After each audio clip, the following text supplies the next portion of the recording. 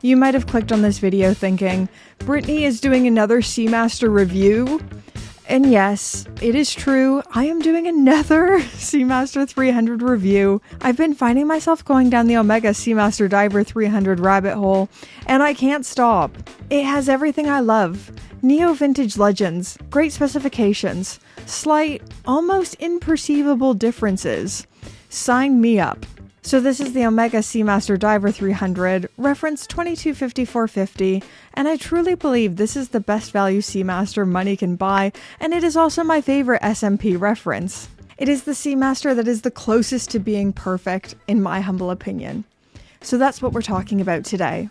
If you're new here, hi, my name is Brittany, and on this channel we just talk about watches in a hopefully not pretentious and joyful way. And today, of course, we're talking about this watch, the Omega Seamaster Diver 225450, and I have this watch on loan from my gorgeous, fabulous friend Liam, who knows how much I love this reference, so thank you so much, Liam, and he's let me borrow this for far too long. He also owns a watch brand called Miller Watches, which I highly recommend you check out after watching the entirety of this video, of course. Let's talk about this watch. So this is the 5th generation of Omega Seamaster 300, first released in the year 2000. Aesthetically, this is the most different Seamaster Diver that has ever been released, in my humble opinion. Like, look at the first generation of Seamaster produced in 1993 versus the modern Seamaster. Of course, there's been a few changes along the way, date placement from 3 o'clock to 6 o'clock, changes in the dial text, and pops of red on the new models. But all in all, it has stayed extremely true to its origins. Now, let's look at the 225450 compared to the modern. And I feel like there's some pretty big noticeable differences. The hands are different, the iconic bracelet, the indices are miles different. And that is exactly what makes this my favorite reference. And honestly, I think this is the model to buy. But more on that later. Let's look at the specifications. So this model has a case diameter of 41mm, a thickness of 11.8mm, and a lug-to-lug of 47.5mm, but with the solid end links, the lug-to-lug measures closer to 52.5mm, and it does feel that little bit larger on the wrist. So here this one is on my 5.5-inch wrist versus my husband's 7-inch wrist. And as is the story of my life as the treasurer of the Itty Bitty Wrist Committee, this one is ultimately too large on me, and it looks absolutely perfect on my husband's wrist, exactly how it's meant to fit, which doesn't bother me at all. One thing to note is there is a mid-size version available. The reference 226250, which is 36mm, so I think that would be the more suitable model for a smaller wrist. I'd recommend the 41mm for a 6.5-inch wrist size or larger, and the 36mm for smaller than that. But, as always, it depends on how you like your watches to wear. Maybe you prefer oversized, maybe you prefer slightly smaller. Those would just be my broad brushstroke recommendations. Back on the specifications, being a Seamaster, this has 300 meters of water resistance, a screw-down crown, helium escape valve at 10 o'clock, sapphire crystal, and it is powered by the Omega 1120 self-winding movement, giving you 44 hours of power reserve. A few things to note about this movement is that this is pre-coaxial, and it is quite different than modern Omega calibers. This is based on the chronometer grade ETA 2892A2, which has been modified by Omega.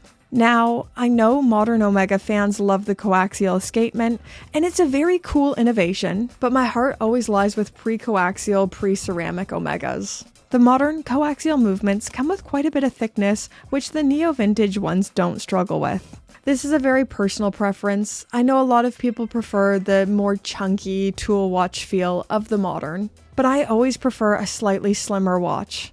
I think this feels so much more elegant and refined without sacrificing the rugged charm or tactical feeling. This is just my opinion, so you know it's right. But if anything, this feels and looks more tactical, almost mil-spec, and more fit for purpose with Omega's design choices. Okay, I could talk about this all day. Let's just make this into a whole section. So it is really the design elements that make the 225450 so different than any other Seamaster, and, in my humble opinion, it corrects all the design elements that keep me away from the traditional Seamaster. Every single design element feels more fit for purpose. The higher legibility in the big lume-filled indices and sword hands, the less flashy, more durable 3-link bracelet versus the usual multi-link bracelet. Even the bezel is more legible than in the Bond variation because of the high contrast between the polish of the indices and the numerals on the black base. But even though it's so different, it still has all those elements we expect from a Seamaster. So polished and satin finishing around the case, the lyre lugs that almost flow into the case and emphasize the scalloped bezel, and of course the wave dial. Turning this watch around, we have the solid case back featuring the hippocampus and wave pattern. Now, I know I always sound horribly snooty when I say this, but I really prefer a well done solid case back on a dive watch. And this is an Omega caseback at its best. I know there are so many people who love to see the inner workings of a watch, and I do too, especially on a manual wind or micro rotor movement, but on a self-winding sports watch where the rotor is going to take up like half the movement. Meh. I'd take a solid caseback like this all day, every day. Now, let's talk about a point of contention, Omega bracelets. If you follow my channel, you know I'm not the biggest fan of the SMP multi-link bracelet. I know a lot of people really like it, and its design elements is what sold them on the Seamaster, but there's a lot of people where it is the exact opposite, and I'm one of those people. I find the 5-link bracelet too blingy, overcomplicated, and 90s to a fault. Whereas the 225450 bracelet, yes, look at this. This is so much better. Almost more of a Speedmaster style bracelet with the 3 links and the combination of brushing and polishing. Usually, I don't like polished surfaces on a tool watch, but with the polish bits on this bracelet, then meeting the lyre lugs. Chef kiss. This is perfection.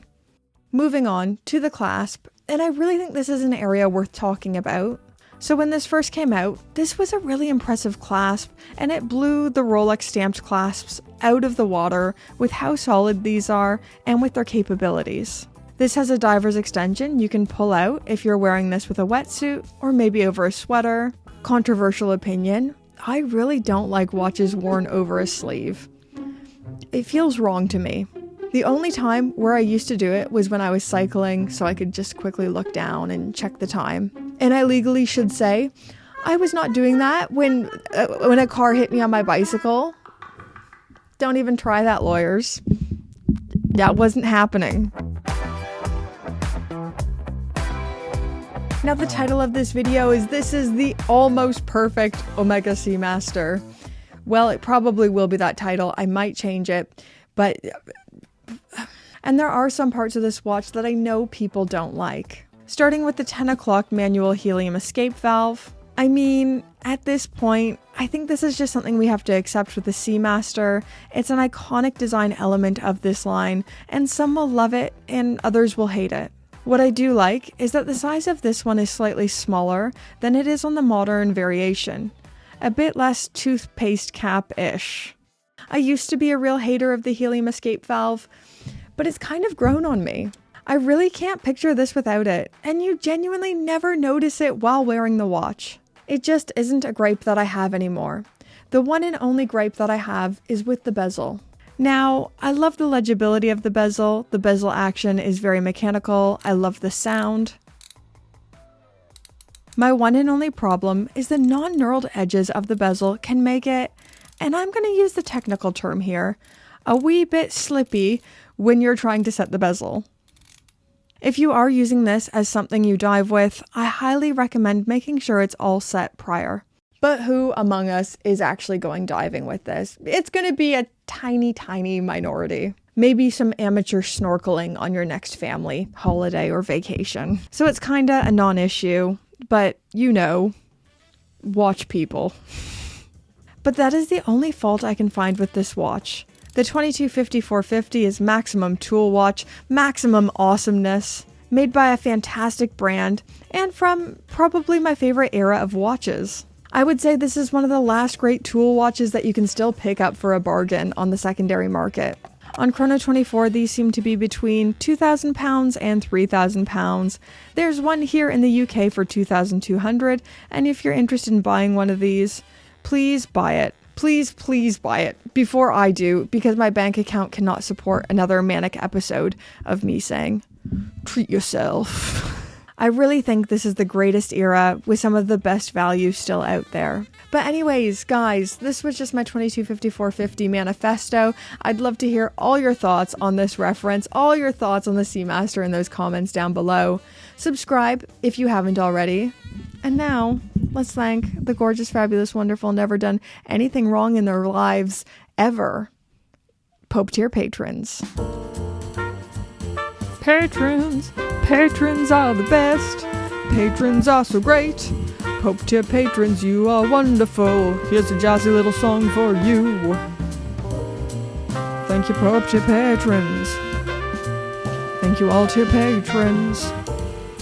You're so wonderful, so jazzy, and so fabulous.